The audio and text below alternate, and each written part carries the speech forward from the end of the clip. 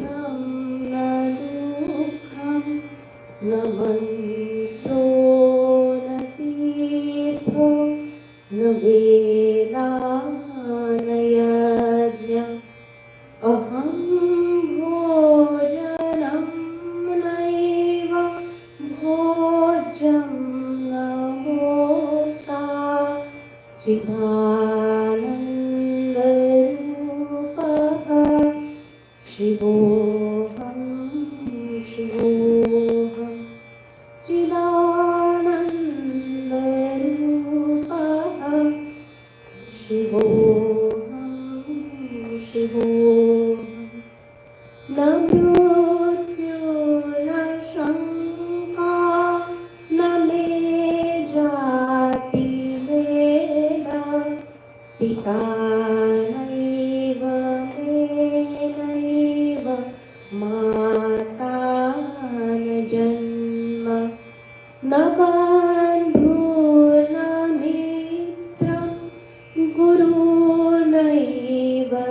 विश्वं चिदानन्दरूपः शिवोऽहं शिवोऽहं चिदानन्दरूपः शिवोऽहं शिवोऽहम् अहं निर्विकल्पो निराकाररूपो विभूत्वाच सर्वत्र सर्वेन्द्रियाणां न चासङ्गतं नैव मुक्तिर्न मेयः चिदानन्दरूपः शिवोऽहं शिवोऽहं चिदानन्दरूपः शिवोऽहं शिवोऽहं चिदानन्दरूपः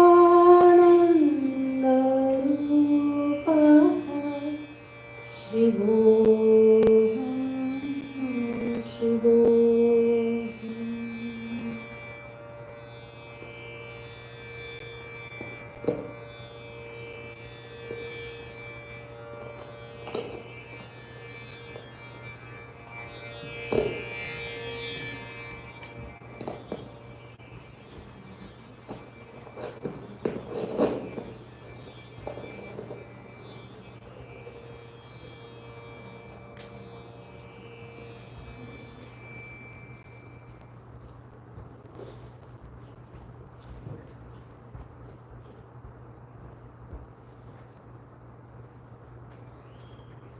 So, dear devotees, friends,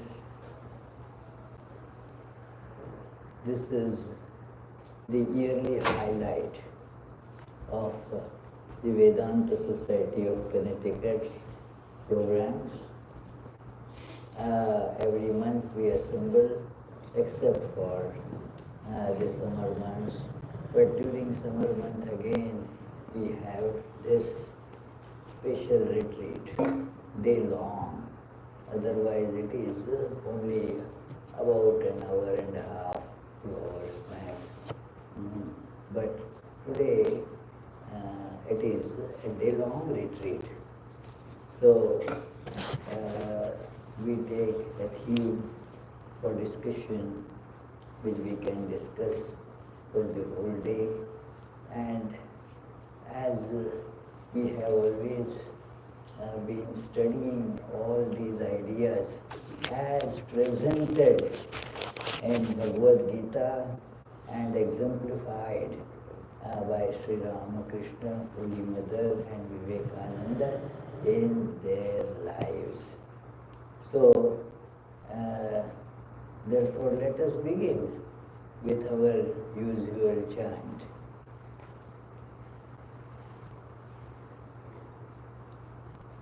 Vande Vamshidharam Krishnam Smayamanam Mukhandojam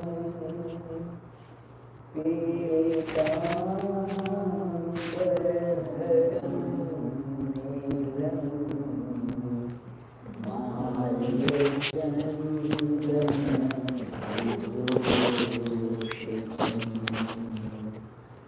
Radha Chitta Chaturindam Saundarya Sumahodadhim Parat Parataram Devam Brahmananda Kripanidhim Om Parthaya Pratibodhitam Bhagavata Narayanena Swayam पुराणमया मध्ये महाभारतम् अद्वैतामृतवर्षिणीं भगवतीम् अष्टादशाध्यायिनीम् अम्ब त्वां मनस्सन्दधामि भगवद्गीते भवद्वेषिणीम्.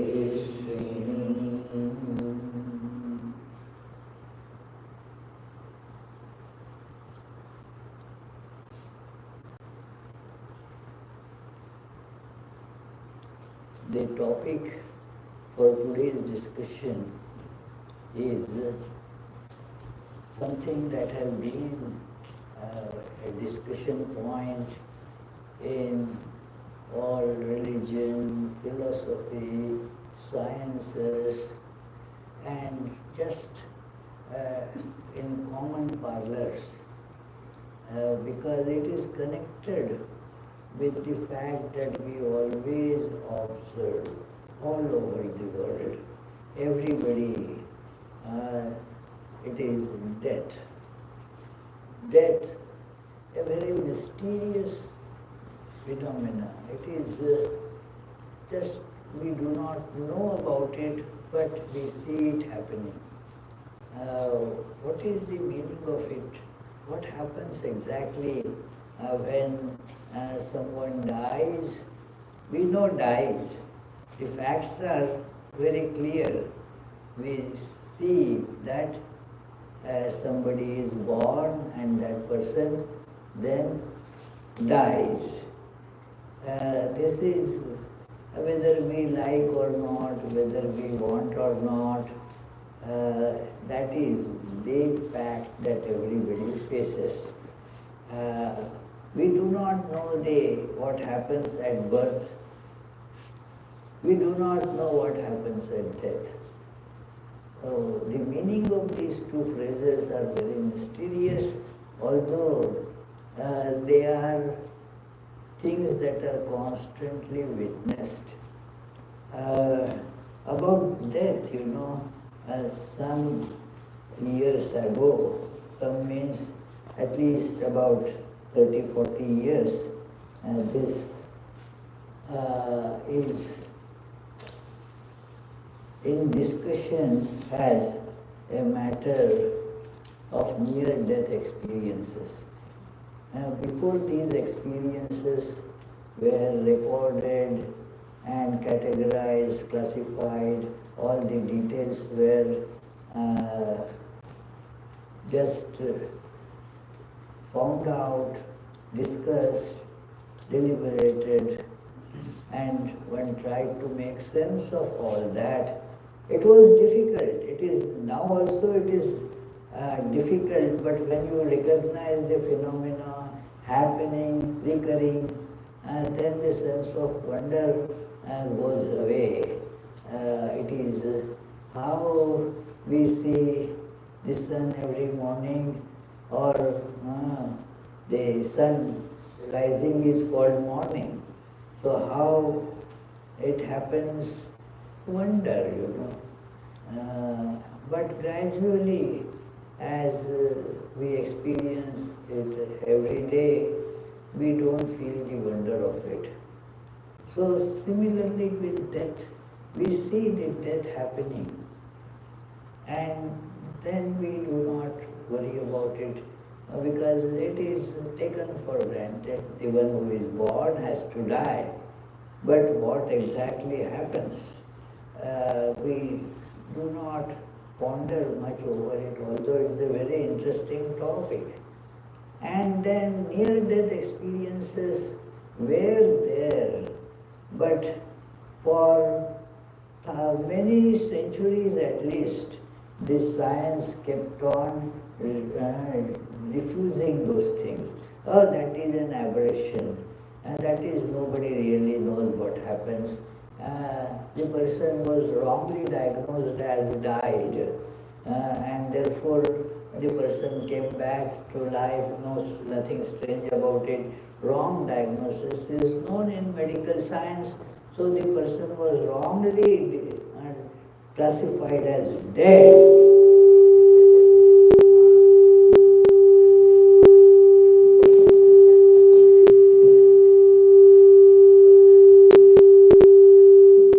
As I said, dead. Look what happened. Nothing planned. Very cold. Huh? Very cold. Take That that I away. think it is Okay. touching your Chin. the Okay. cloth. Okay. Let's try this. Okay. But when more and more authentical and authenticated data was getting accumulated, then can you hear me, Shubham? Yes. Okay, very good. Yeah, so because he is at the farthest distance, so he can hear. But the problem is he is very young, so the ears are working fine. So others may be sitting closer, but the hearing may not be that good, so they may not hear. It is. I told you the incident when one our acoustic engineer we were talking to, and he was saying that for everybody you cannot really make arrangements to hear by your general sound system, because if you jack up the sound much, then those others, they will find it difficult. They would turn deaf because of the huge sound. And somebody will be hard of hearing, will not be able to hear. So for that, it is an individual thing that can be provided at their chair. They could bring their own that little apparatus, and then with that they can hear. Of course, that arrangement is available at many places. I saw. And he says it is a quite natural phenomena. As one ages, the hearing capabilities go down. And I just said to him, "Hey dear Dev, but your hearing seems to be great." And he turned to me and said, "What did you say?" So, very humorous person. So, it is therefore just his certification that I am able to hear well doesn't mean that everybody would be hearing well. So, it is, let us assume that everybody hears. In such philosophical or religious talks, another thing happens. The hearing is good, but if the person is asleep, cannot hear. And so gradually, while the discussion is going on, a person and nothing is heard, even though the person is pretty young, has good hearing, still the listening doesn't happen. Anyway, so a lot of data got collected, and then somebody, his name was Raymond Moody, a doctor, and he decided to collate all this data, analyze it, get the first-hand recordings of those people who had this experience of clinically declared dead and yet becoming alive. So his book, Life After Life, two books actually. First was The Life After Life, and then Light After Life. So they paved the way for further more research into this field, a new fascinating field that look at the near-death experiences Another thing that was noticed was a change in life, one's opinions, one's way of living, one's attitude in general seems to be changed after these near-death experiences. So that is more intriguing.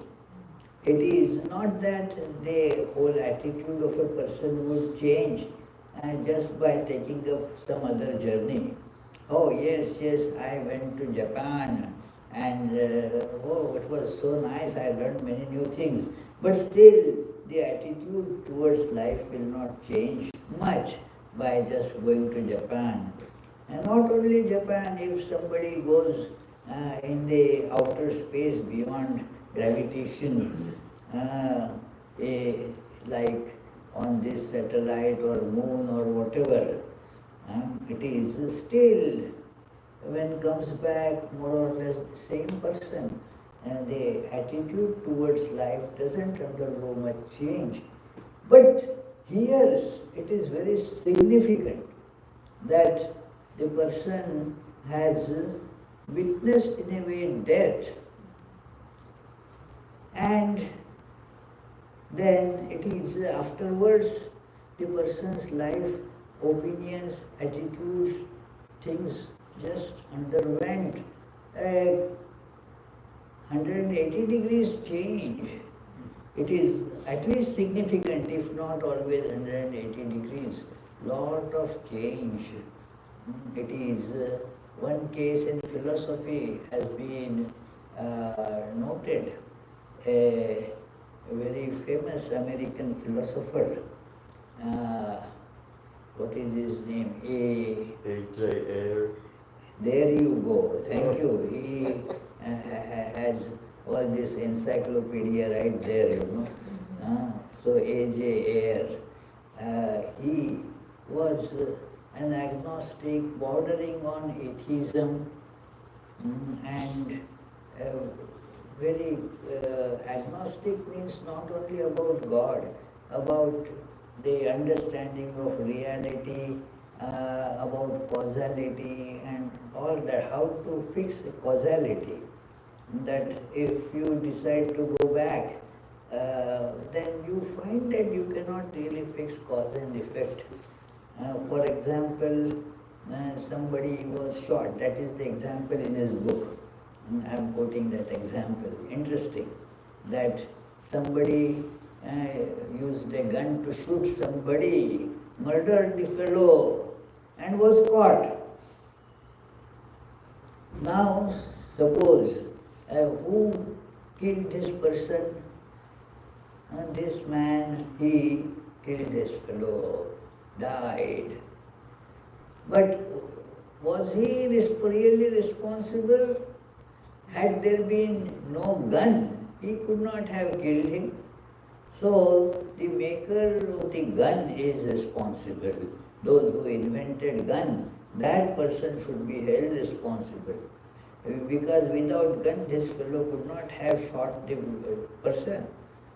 Then the inventor of gun would say, no, but it is the gunpowder that is important. Those chemistry people who invented the gunpowder, they are responsible for this. Somebody would say, no, actually chemistry is an old science, and all that is responsible for that. It is so, where to stop this? There is no way you can actually say that this is the cause. So he questioned the idea of causality itself. But after his near-death experience, he lived quite a few years after that.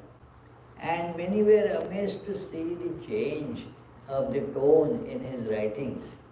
That he was accepting now that there is some divine reality behind all this phenomena. It is a surprising change for his colleagues.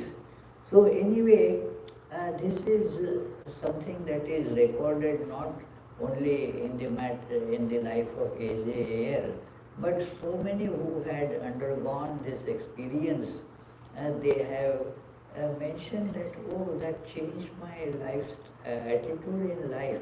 My beliefs were changed completely. It happens, it is because what was otherwise just speculative.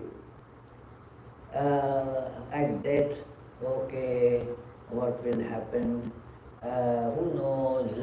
Nobody knows what happens. And there is that story in the classroom that a teacher in the Bible class was telling that,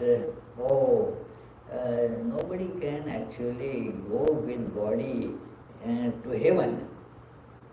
And one little girl said that, oh, but Noah went to heaven with the body, he made the ark, and in that ark filled everybody, and then Noah went to heaven. The teacher asked, how do you know that, first of all, how do you know Noah went to heaven or not, or whether he had body or not? The little girl said, okay, when I die, I will meet Noah in the heaven and ask him. And then when the teacher said, for all that you know, Noah may not be in the heaven, he might be in the hell. Then the little girl said, then you ask him. So, then you ask him. So it is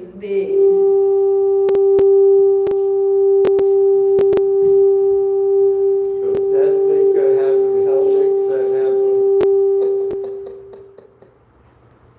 It is now, this should not be quoted.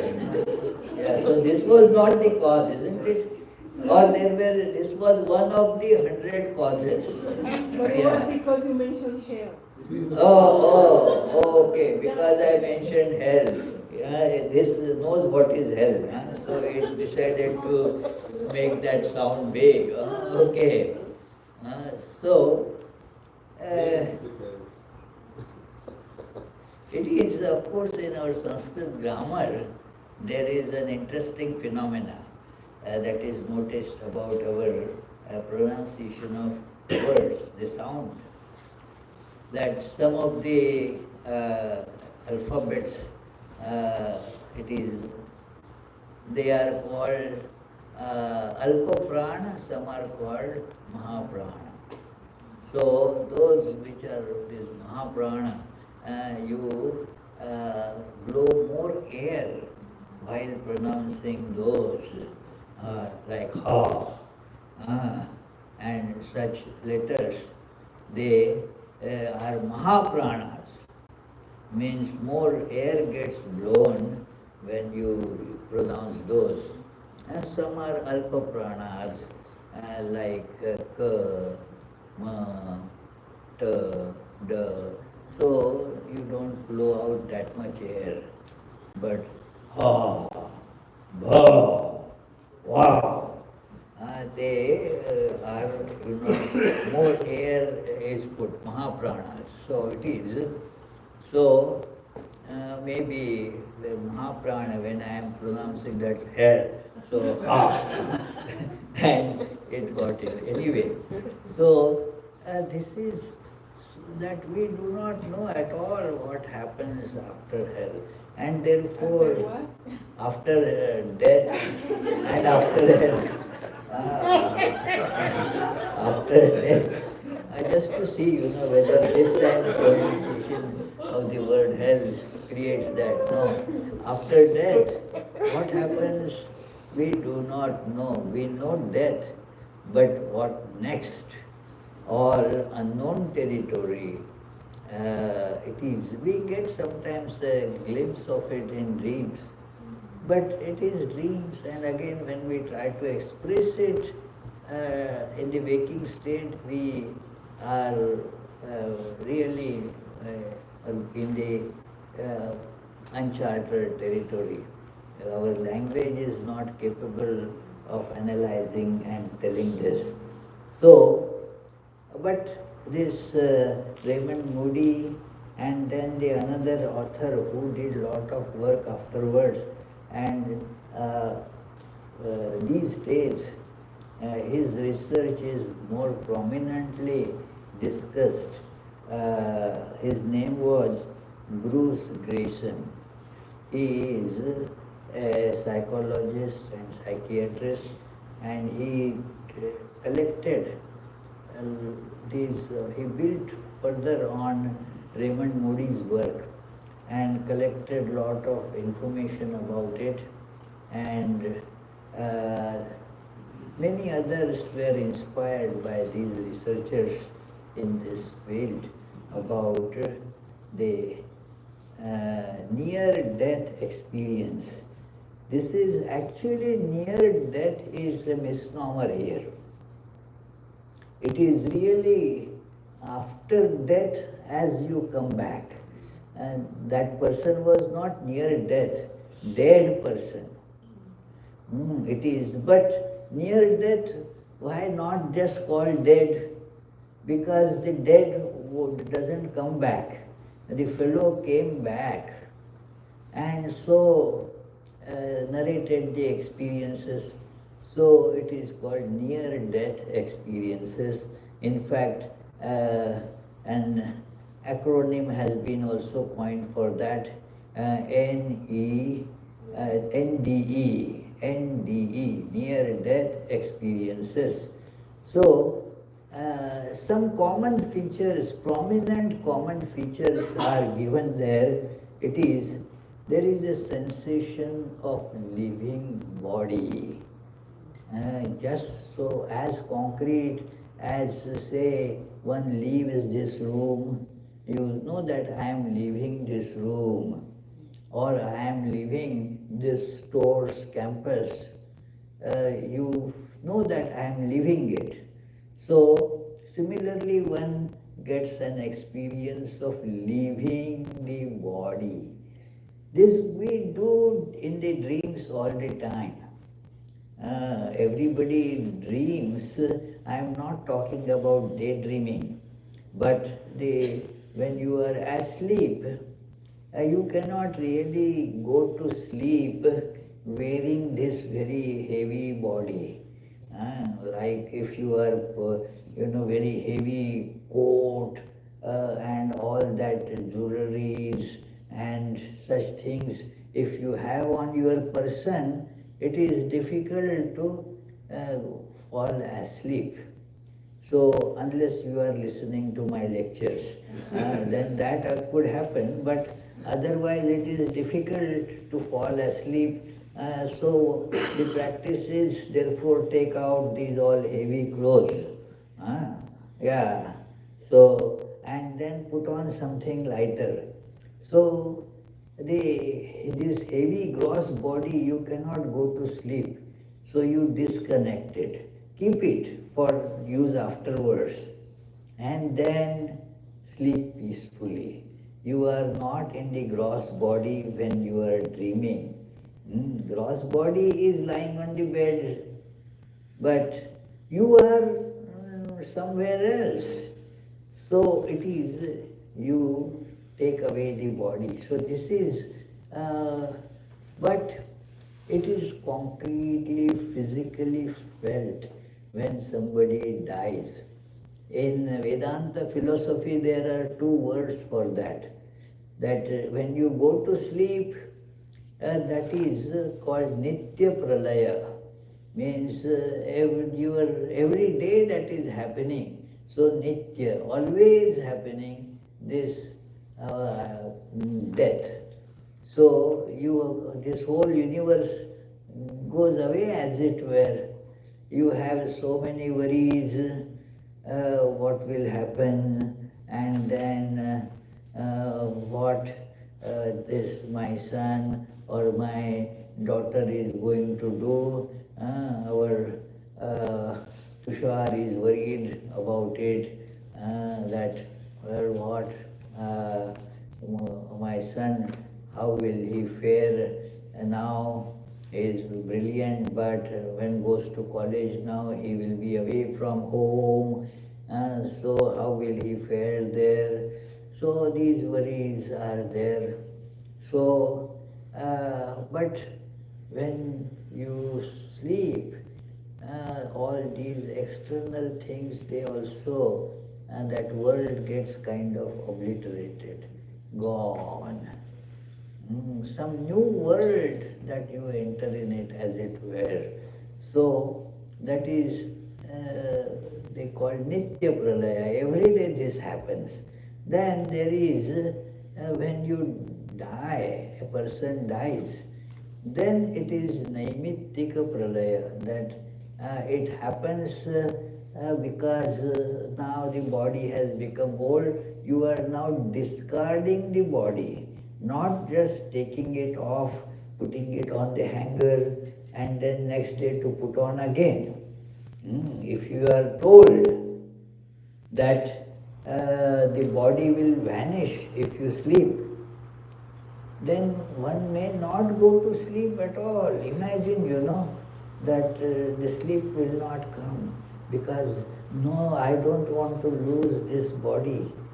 But you know that when your heavy winter jacket is, you are not throwing it away, you are just keeping it on hanger.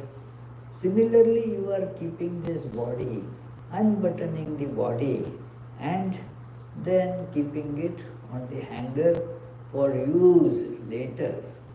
So you are not much worried. Nobody I have seen is worried about falling asleep. It is the reverse. Oh, people take pills because they are not falling asleep. I am not getting enough sleep. So one has to, find out the cause and the remedies for it, so that you get good sleep. But do you think similarly about death? That, oh, how am I not dying? Let me find out how can I die. There are some exceptional cases that they go to psychologists and say, I am feeling so depressed, I want to die, commit suicide. Now the psychologists know, if that person has come to tell me that I want to commit suicide, that person is not going to really commit suicide. It is such people who want to commit suicide, they just go and commit it. They don't go to the psychologist for help. So, this is, nobody wants to die. Everybody wants to go to sleep, but and nobody wants to die. So this is a big difference, because here you are gone forever, as it were. There is no body kept there as on the hanger for you to enter. The body is gone. So therefore this is a big difference between the death and sleep. So there are some similarities. We do not know much about what happens when we go to sleep. There is lot of sleep studies, very interesting sleep studies. When the brain scanning, those things became available, then lot of study was made as to how one falls asleep, what happens in the brain. So interesting studies are there. Different types of waves, brain waves are seen, measured, and then given names. We give names. Alpha waves, alpha sleep. Then they started calling it alpha sleep, delta sleep, beta sleep, and so forth. So different types of these brain waves are seen. So, but that is about sleep. That came to light in last, say, about 45, 50 years ago. Before that, we didn't know that much. Something happens, but what happens we didn't know. One falls asleep, and then how you wake up. There is a very nice book on Vedanta epistemology called that Vedanta Paribhasha. A beautiful English rendering of it is available, that methods of knowledge by Swami Satprakashananda, a beautiful rendering of this book, epistemology of Vedanta. What are the valid means of knowledge? That is the epistemology. That valid means of knowledge, that how you conclude that this body is in this course Connecticut today. Well, there is the means, direct perception of from the senses. I am looking at her, I am seeing her. I don't need any other proof for that. But suppose that proof is not available, or it is maybe that my senses are not providing the proper data. I might have some cataract, and so I am getting a different picture. It is in the olden days, especially, it was seen when the cataract would grow. There was a very nice, somewhat humorous but very realistic article about what problems this person faced when he had cataract. And cataract was growing, but he didn't have much awareness of it. Those days the eye specialists were not so easily available. So his regular, some doctor, he looked in the eye, yes, you have a cataract. But okay, he said, I will get it surgically removed at some point. But as he was normally living his life, he would, suppose sees a woman, he would mistake. He narrated that how he mistook that lady for his wife. Yeah. And called by his wife's name. And that lady did not respond. So he shouted loudly at her. And that lady looked, who are you? Oh, he had to, beg forgiveness, no, I thought that it is, and said it is because of the cataract in my eyes. So, I also have cataract, so instead of somebody I saw and I thought that is Boni. So it is maybe somebody else. So another proof, is there another proof? Then not only me, so many others, they also met her and they also saw her. And then we may have a pictorial evidence. This is getting, video recorded, and maybe in the video the audience is seen, so her picture may be there. Look, she was there. That is another evidence that she had come there. So these various, methods of concluding, methods of verification, collecting evidence. There is many types of evidence that is given in Vedanta. There are 6 ways by which one comes to a conclusion of the truth. So, what is the experience that you get after death is almost impossible. During the sleep, you can have some method of investigation and decide. And those great old sages, without using any such electronic instruments, found out that which senses shut first. Which senses shut first while you sleep? They do not all shut at the same point. There is a sequence that is followed. First, the eyes lose the connection. Therefore, you close the eyes as you fall asleep. You don't close your ears, So therefore, a person keeps on hearing, even though the eyes are closed, the person is not seeing, but is actually able to listen. So that is another evidence that you get. So the ears are still open. Then the ears close, you don't hear, but yet the sense of smell still works.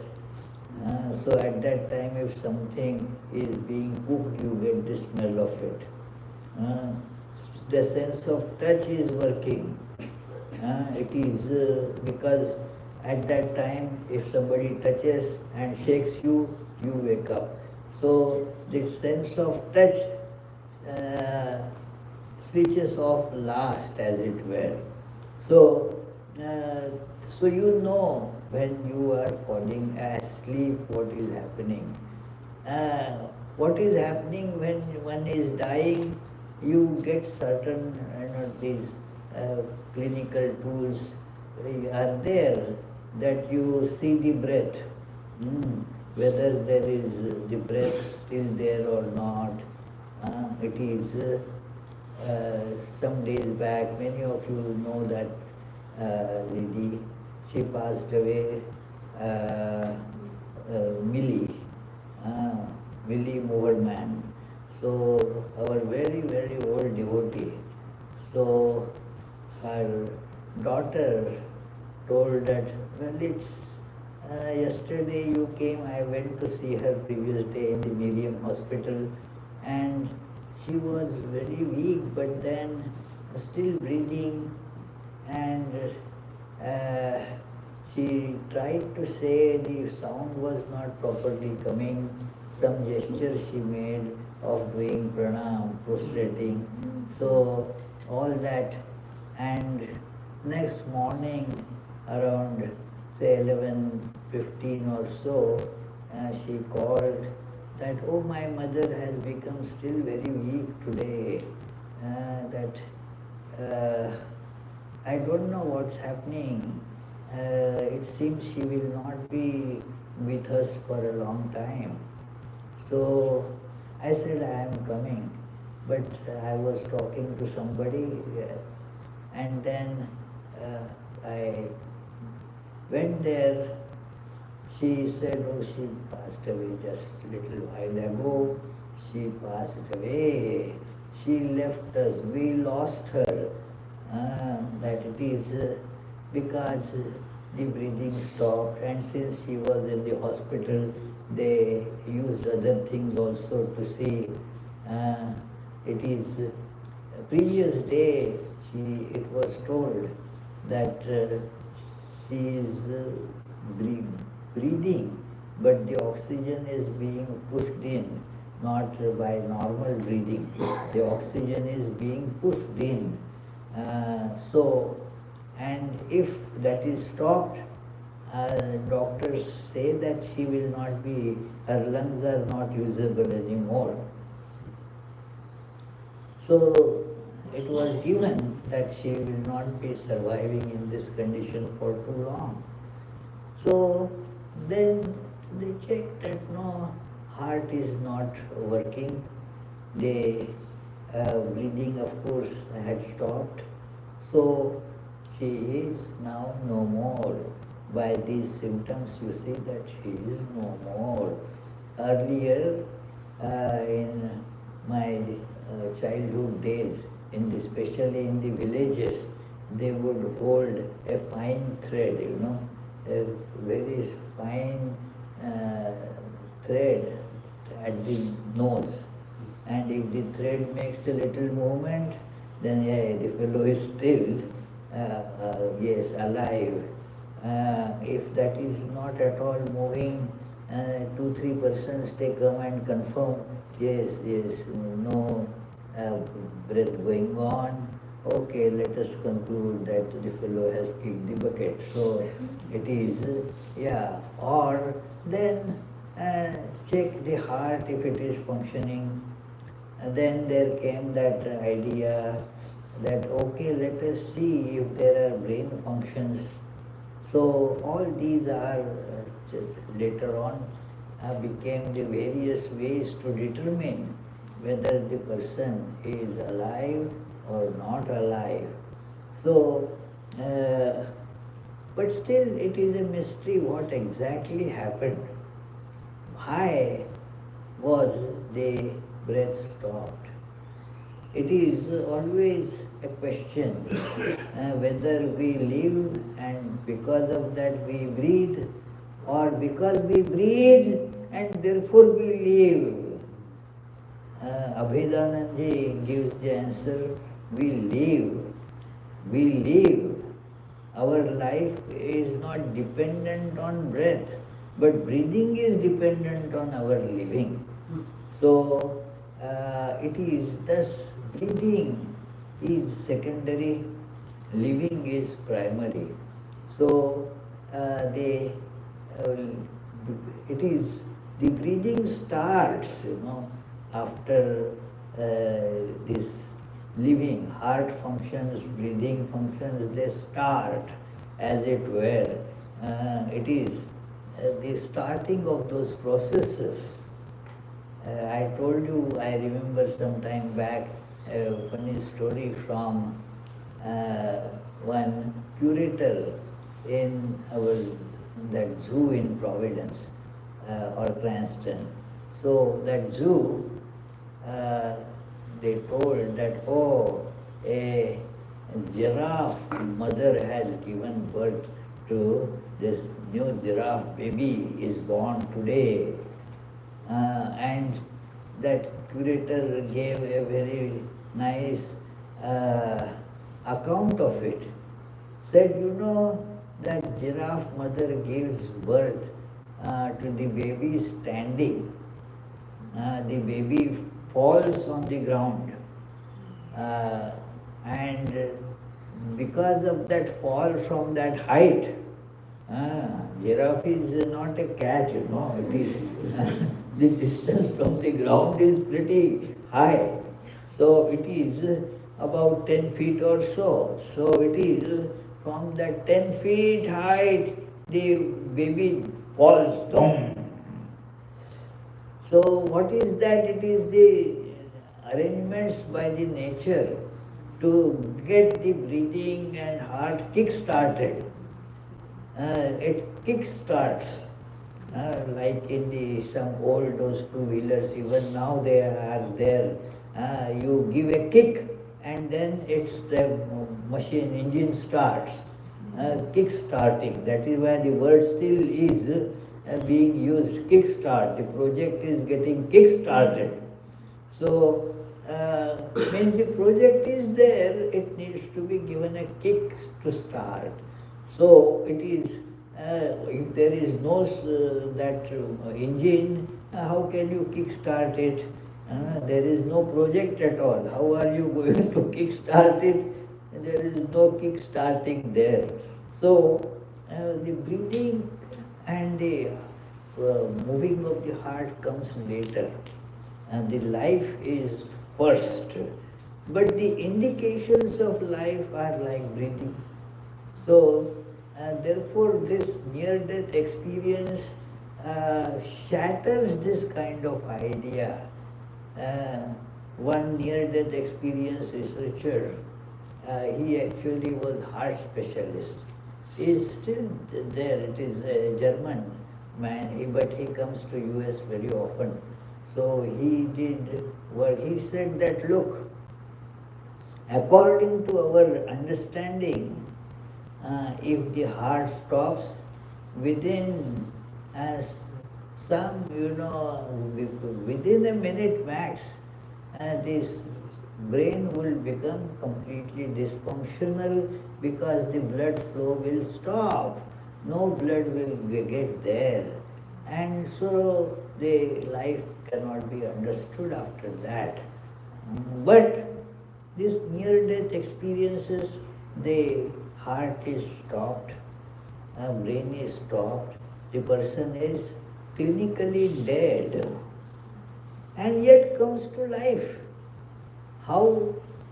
Therefore, there is something more to it than these mechanical processes of this pump of heart, pump of lungs functioning.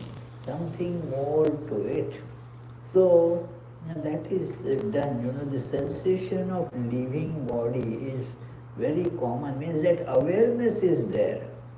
It is for many, if not all. At one time it was all. Neuroscientists would believe that if the brain is not functioning, there is no sensation. But here, the person is dead and has the sensation of leaving the body. One of these very early experiences that is in the book of Raymond Moody. Raymond Moody's book is really a groundbreaking book. He says that the person he came back to life, that he was seeing that other people in that his ICU, that intensive care unit, and the doctors, and he heard that doctor saying that he is dead, no more here, gone. He was able to hear all this. So this sensation, this sensing equipment has more to it than just a brain or heart or lungs. Something more is there, this sensation of living body. And just as you leave something, like you leave the room, somebody just went to the restroom, leaving the body, or just as Deepak has left the seat now. But he can resume, come back there, went to the restroom, came back. So went out of the room and came back. But with death, we do not think of such a possibility. Gone means gone forever, finished. In our Belur Math, our headquarters, so many Swamis, and they also keep on dying every now and then. There is a death. Because about 400-500 monks, so, and many of them are quite old, so from time to time there is, if not every day, on an average at least 1 in 2 weeks, so somebody dies. Then, and so it is not much of a wonder the person died. So it is the cremation and all is done very fast. The efficiency at Belur Math is really a very exemplary. How quickly the things happen, So it is, and then the news is sent. There is a probationers training center. The monastics from there, they are called to do the Vedic chanting when that person is. So it so happened that all those brahmacharis came and started chanting Shri Gurubhyo Namaha Hari Om. And then the door of that room opened, and that one Swami said, "Not me, the other door."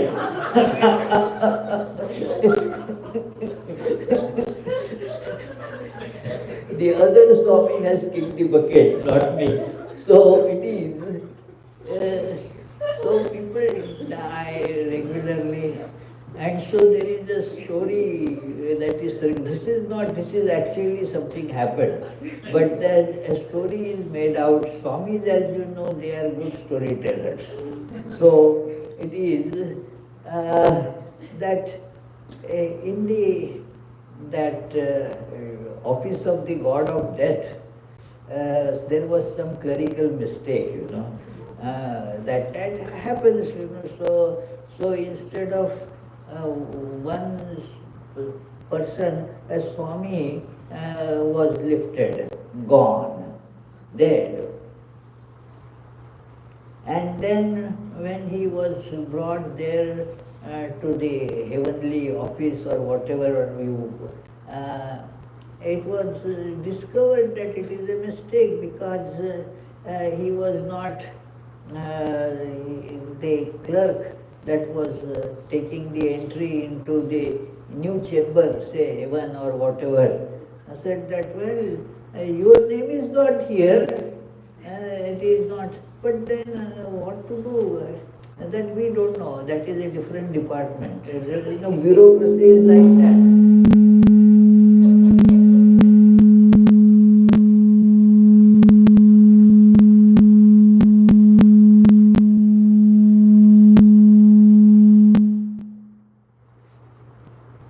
Is it fault here, fault here, or fault there? Who knows? Anyway, so just as in bureaucracy, they shift the blame. No, our department didn't get your name, so we can't do anything. Then what should I do? Well, I don't know. Go to our boss there, sitting there, they may be able to tell, or go to the other department who sent you to take you away, and go to them, fight with them. This is not our job, get away. So it is. So that fellow then went to other office that, oh, okay, this is a mistake, so we can send you back. No, we will now send you back because this was a mistake. Just as our bank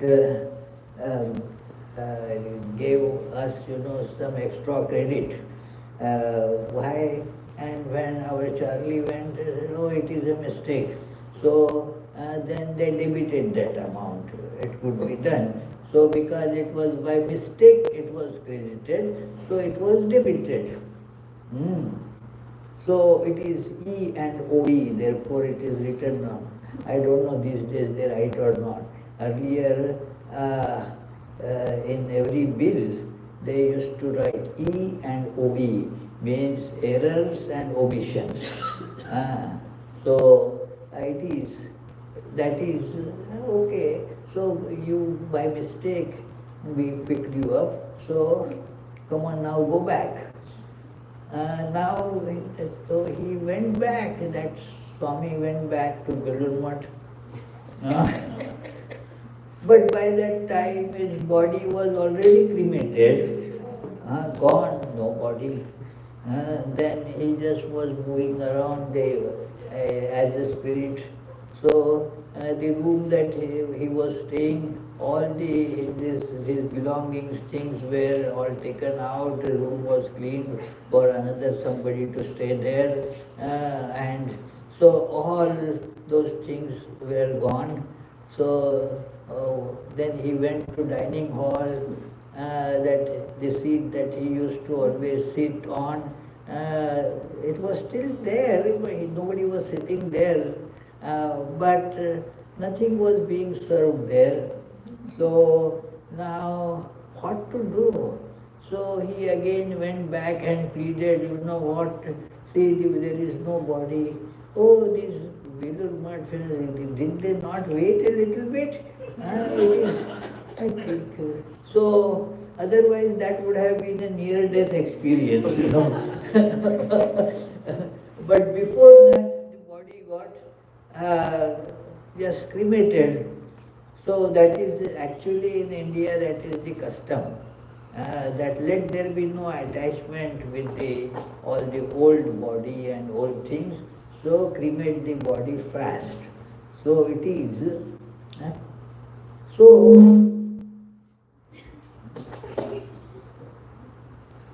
should I put it here? I have to increase more, then there will be more feedback. Huh? Because then we will not hear you. It has to be close, otherwise, Yeah, you can. the closer it is, less feedback. Sometimes when that loud sound comes, the meaning of the word close becomes different, close it completely. So, this is living the body experience, that I am living this body. Means the sensation is there, that the body is there, I am leaving the body, I may be able to come back again, just as going in the other room, and you have the possibility of coming back again. So this is one important characteristic. It was seen, huh? What happened to that monk? Spirit. Oh, okay, yeah. To conclude that story, that monk, then they had the meeting of all. When he went again, then all different departments of head, they had a meeting. Now what to do? This is a case, our mistake. So, okay, it was then decided then that, okay, since it is our mistake and it cannot be corrected anymore, so let this fellow be allowed to get into our heaven chamber. So, that is how the story was concluded. So, it is. Huh? No mistake. Who knows what happened after that? There may not be. So, huh? Customer is always right. Customer is always right, yeah, correct. It is. Then you find another thing that it is very common feature with the dream, because the gross body now is not creating any interference or obstruction. So the mind functioning more clearly and rapidly than usual, that you can experience in dream. Your dream may be lasting for maybe half a minute, and then you see the whole big 1 year just passed by. So it is because mind is functioning much faster during that, because the interference from the gross body stops. Gross body functions very slowly. So the signals from the mind, they get kind of bottlenecked at the gross body. So it becomes much slowed down there. So, but when that is removed, now the mind functions like speeds on highway, so otherwise it is speed in these narrow lanes around, so cannot go very fast. Then this is again a common feature. It is not in all such experiences, but 99% or more have this tunnel experience, that they went through a tunnel, as it were, sensation of being drawn into a tunnel or darkness. Means something, a connector. A tunnel is like a connector. So this end of the, say, waters or mountain, like you have in New York, that a Holland tunnel. So means this side to that side, from the city of New York to New Jersey.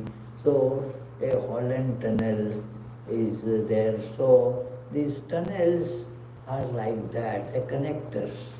In between, that tunnel is kind of no man's land, as it were. So there you feel that you went through a tunnel and had the sensation of all these other things. So that is a very commonly seen this experience. Then the brilliant light, sometimes at the end of the tunnel, that light is far, far brighter, brilliant, more colorful than what we see through this gross body. And that is the experience narrated by all those who went through this near-death experience. So even though the person was thought to be dead, was not dead, came back and narrated all these experiences. And another thing that is very strange but very prominently seen is sense of peace, well-being, and or of unconditional love. And why? Because at that level you feel more oneness. Do you see? This is the defining characteristic of love is feeling of oneness. That you feel one with somebody that you love, that we are same, we are one and the same. So it is, you use the room belonging to another person, even the phone or other instruments belonging to other person, because you feel oneness. So it is, ours. Once I had called one number that one gentleman had given me. So a good devotee, and his wife picks it up when I called. I said, I'm sorry, I thought that it is his phone number. She said, it is ours. It is ours. Those days, the cell phones, this is about 20 plus years ago. So this is, he said, no, it is ours, not just his. It is ours. So, sense of peace, well-being and love, sense of having access to unlimited knowledge.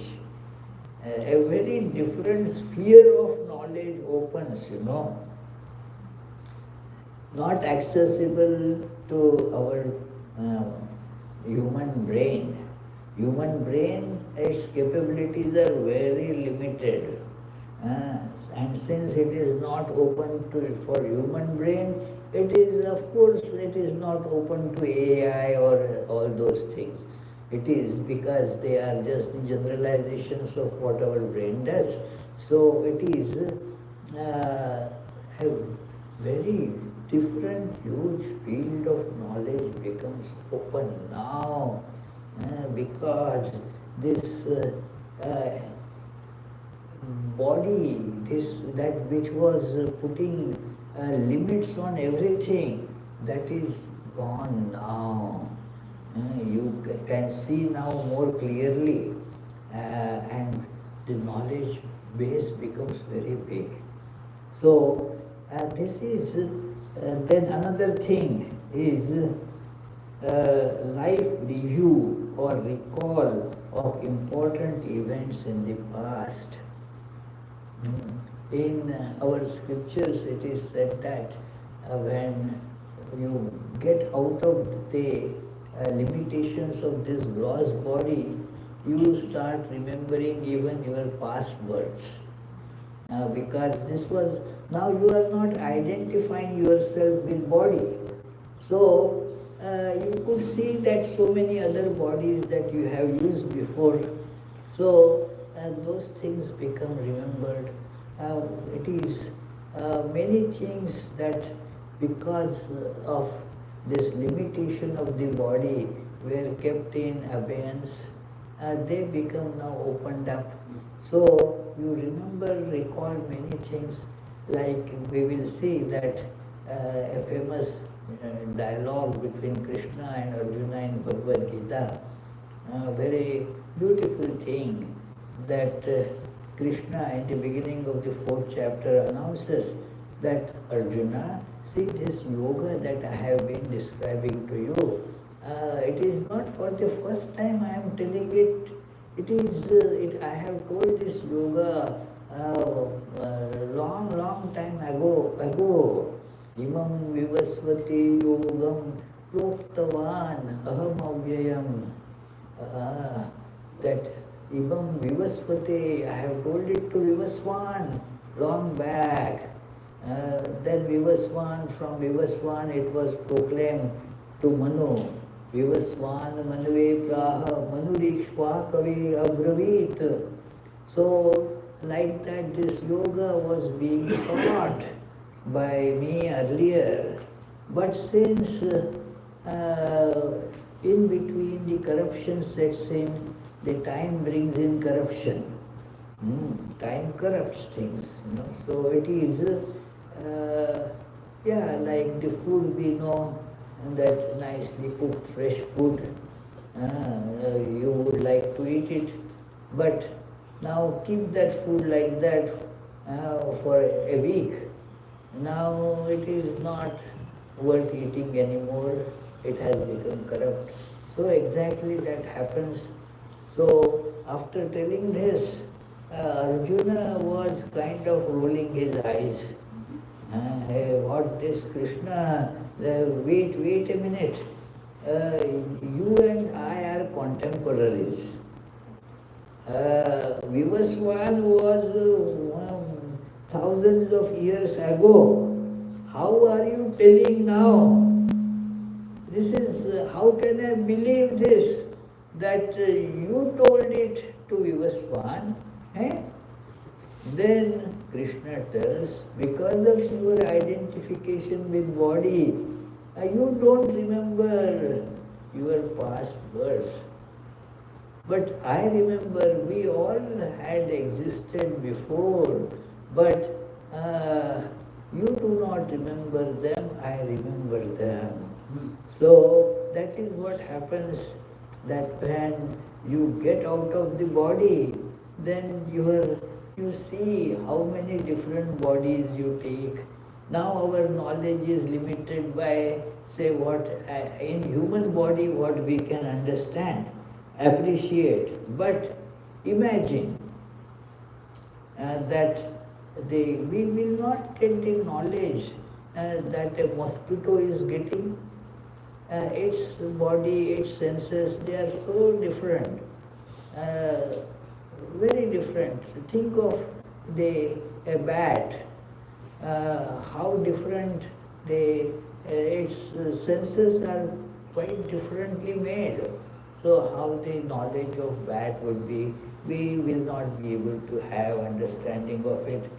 There is a very nice question asked that, I wonder how that fish could be sleeping in the waters like that.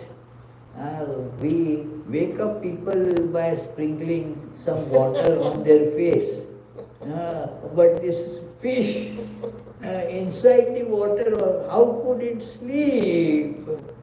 Well, somebody had investigated, some fisheries that investigators, and said that no, the fish take sleep in water. They also need sleep, and they sleep while in water. So see what a different understanding.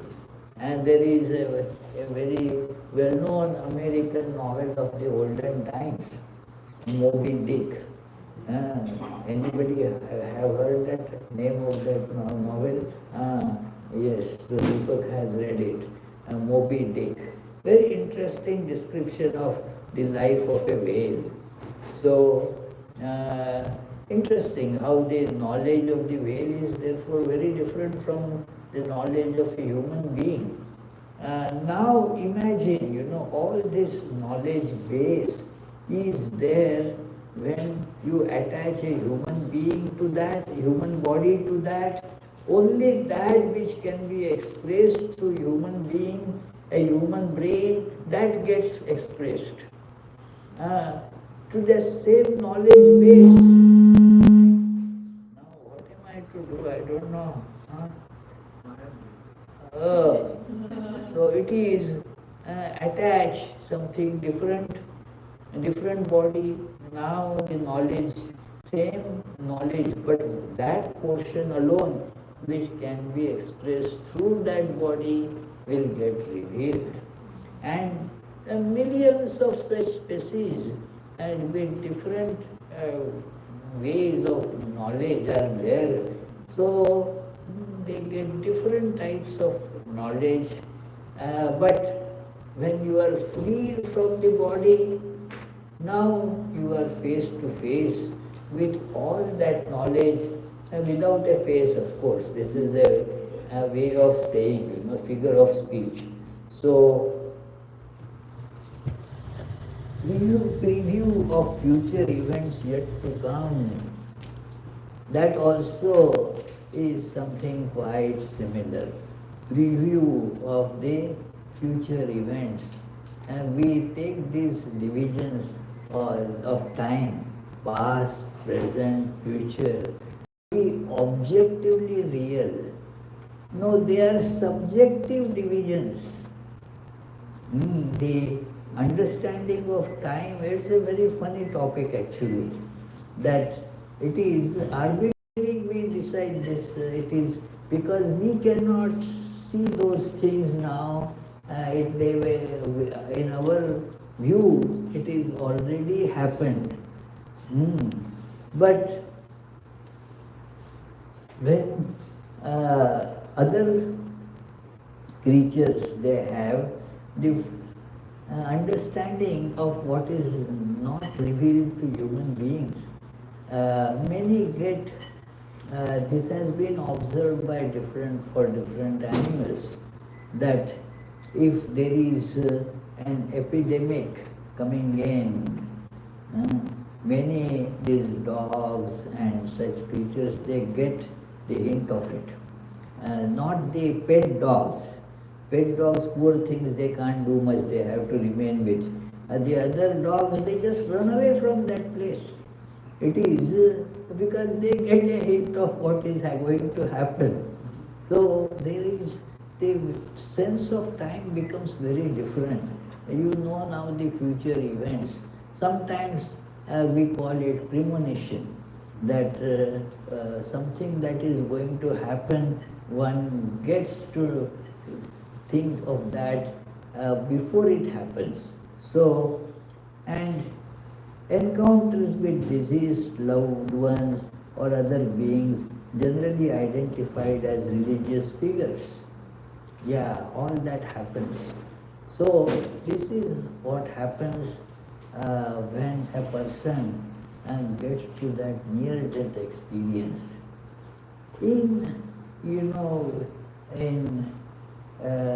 Without all these instruments, they spiritually illumined people, they had a good understanding of this. Through the going beyond the body without dying. They transcend the body awareness in meditation. Actually, meditation is an attempt to go beyond our limitations of body, and thus they have seen and classified that what is our experience as an individual. It is, we are a kind of 3 in 1. It is, yesterday in New Jersey I saw a big sign, probably some Unitarian church or somebody had given it. I did not exactly understand the meaning. It said, God is one. The biblical statement, God is one, not 3 in 1. So not Trinity, no Trinity. It is, God is not 3 in 1, but 1. So it is one. So we have three bodies according to these sages, although it looks as one person, but it is actually three in one. And plus the fourth, as described in Mandukya Upanishad, the famous Mandukya Upanishad statement that Soyam Atma Chatushpad, that it has these four parts. One is the gross body, then there is the subtle body, then there is the causal body, and fourth is the reality. It is not really fourth, but it is the reality. So the truth or the Atman. So this is how the four different aspects of us they express. So we will see in our next discussion that as the gross body separates. For example, now soon we will be having lunch, but in lunch what do? We have some disposable plate, disposable spoon. Now the food is taken in the spoon, but it is not kept in the spoon. It is put in the mouth, goes in the body, and then the body has the food, not the spoon anymore.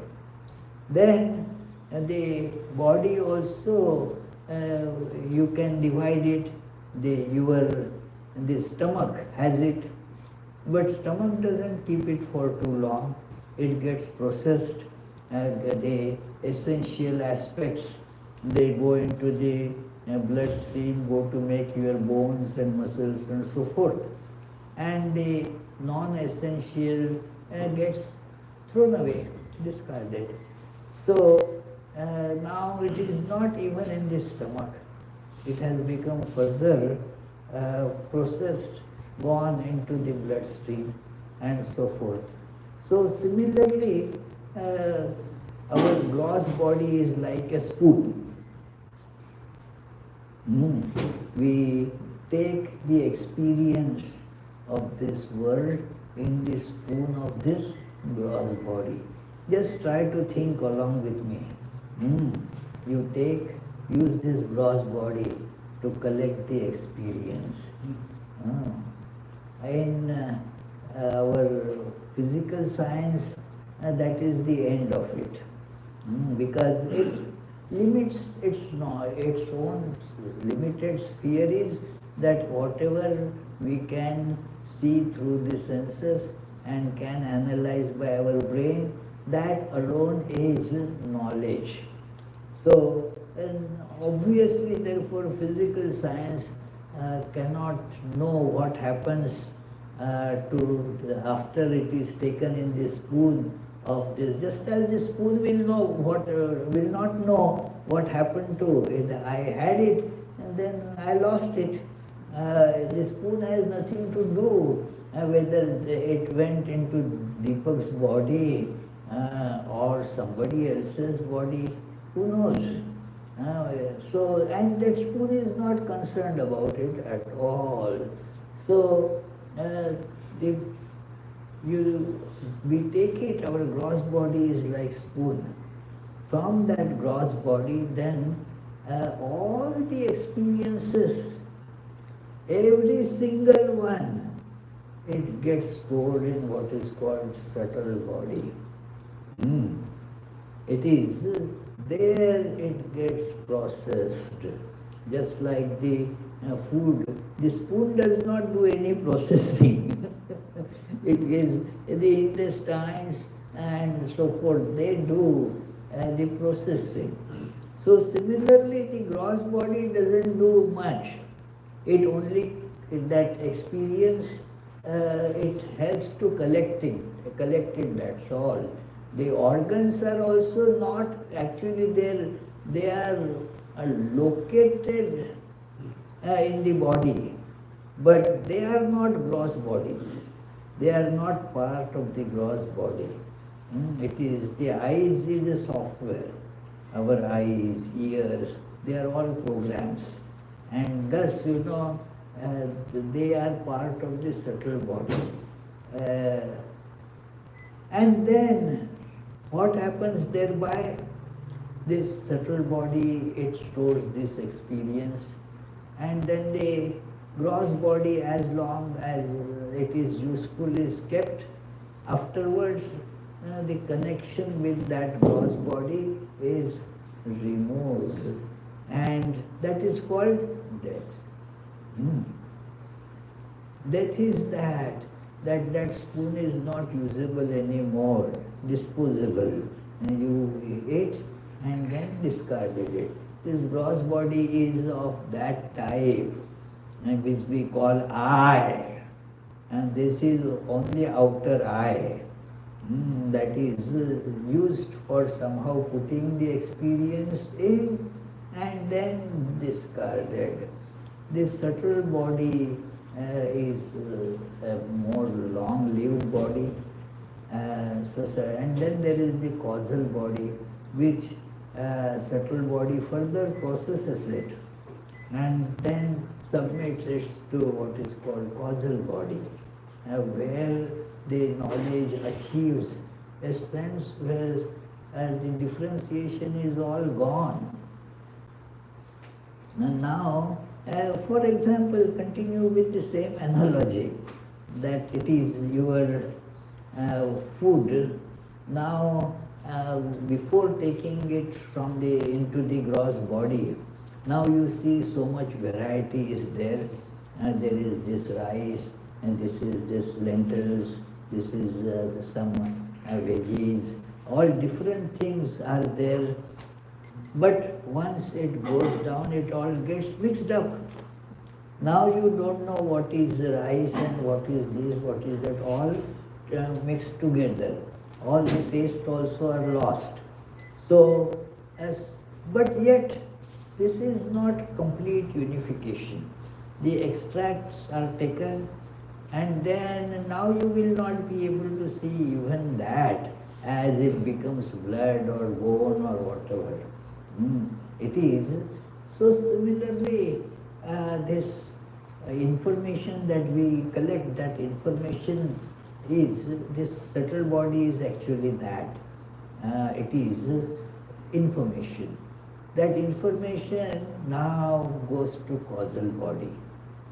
That causal body is then has this awareness. Each person has a different awareness.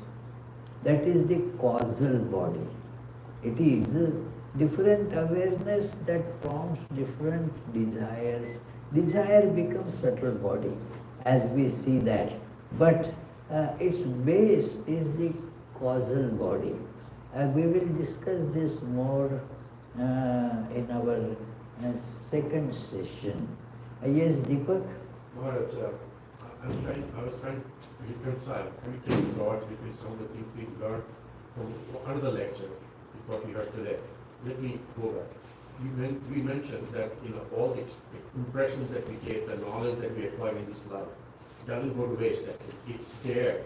It may be dormant, it may manifest, it may not manifest. Yeah. Okay? So that's number one.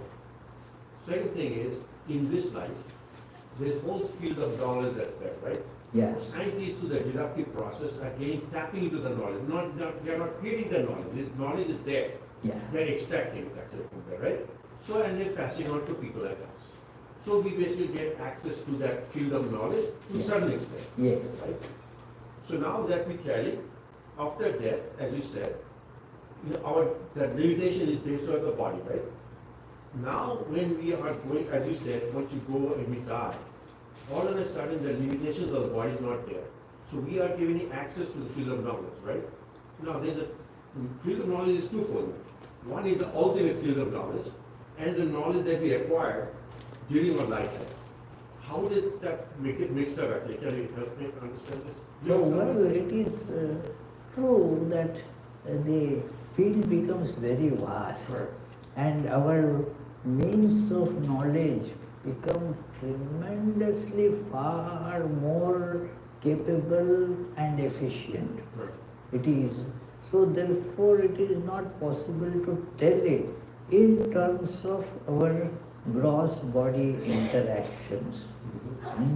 We have to go to that level where we all, like Jnaneshwar, this is the text that we will be studying in Rochester retreat this time, that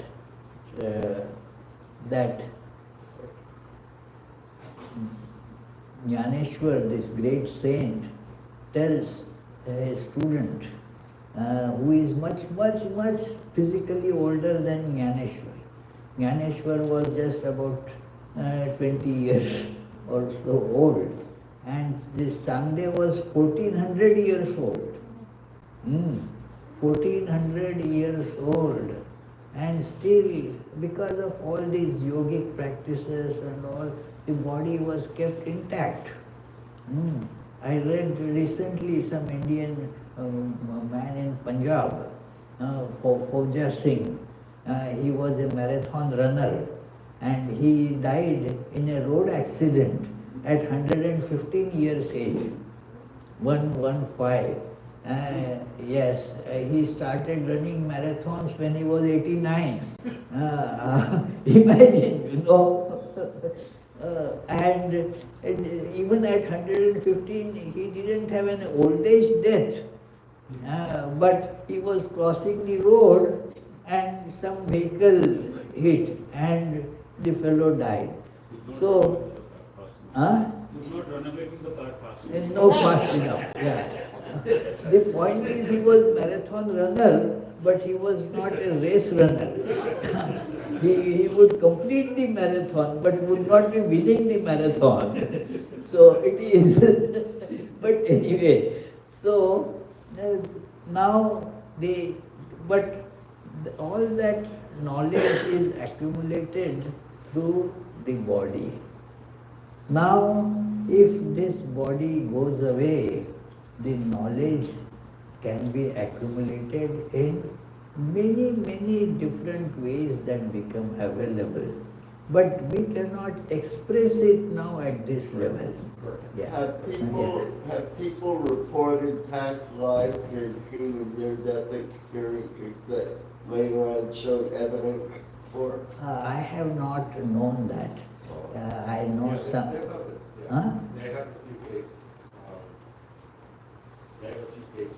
We have cases where they have reported the experiences of the past lives, but they have not recorded how they died and came to this body. But you may know that there could be many such experiences too, where the person died and remembers now reborn and remembers the past life and also remembers how it happened. Yeah, could be. I do not know any such case though. So, yeah. Any other question anybody has? Yes, please. What do you mean by different awareness? Huh? What do you mean by different awareness? We will come to that, Yeah, because it is a longer topic about how the causal body functions. We will require more time, so we will take it up after lunch time. So we will now say the grace, and then you can offer the flowers, and then go for lunch. What time will be coming back? Huh? What time will be coming back? We will come back at 1:30, and we will have at that time more music. Our Abhijit will sing one song. Then there is this Rajeshwari, she knows many good songs. Then Prasanna will sing some nice Tamil song that you sang yesterday. Yeah, and Mukta can sing some other songs. Some other people who can sing here. What, uncle, do you sing? I listen. Padmavati sings, okay, Padmavati. What, Chris, you sing? No. Our Joe used to sing. He used to bring a drum, you know, and then, so it is, you play the drum like that? Okay. So, but please, all of you can come forward. Prishali, I know, is a good singer. Yeah, very good. What, Kavita, do you sing? Kavita? Kavita will sing, come on. Yeah, she sings, isn't it? No? So she, her husband sings. Huh? Oh, he's not here. Like your husband sings. Paisap sings, isn't it? Not here. So you can sing Hanuman Chalisa. Right, good. You can sing your that famous songs. Are there any Sikhs who sing? Who are sing? Sings. Sing. Okay. So let us conclude with grace that Brahmarpanam Brahmahavir Brahmarnam Brahmanahutanam Brahmaivatena Gantavyam Brahmakarma Samadhina Hari Om Tatsat Om Shanti Shanti Shanti. O Lord, please accept our offerings, bless us, make us pure and all-loving. May we not accuse, demand or complain, but love, respect and cooperate with all. May we not find faults with others, but try to find our own faults. May we not treat others as strangers, but learn to make all our own. May we feel the whole world to be our own. Peace, peace, peace be unto God.